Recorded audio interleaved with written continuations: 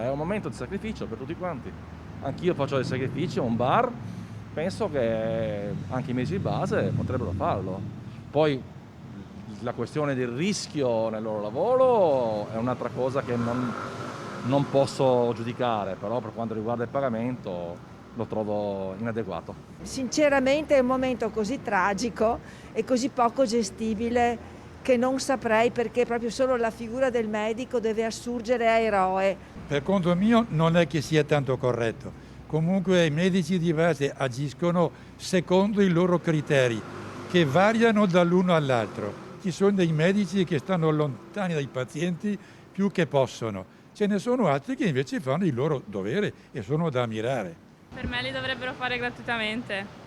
Beh, io credo che dovrebbero collaborare anche loro e contribuire, anche se in misura magari remunerata in qualche modo, perché ritengo che sia corretto.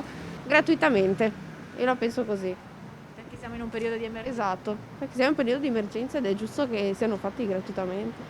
Sì, già economicamente siamo messi male, quindi non è necessario i 18 euro in più, non penso che cambino tanto.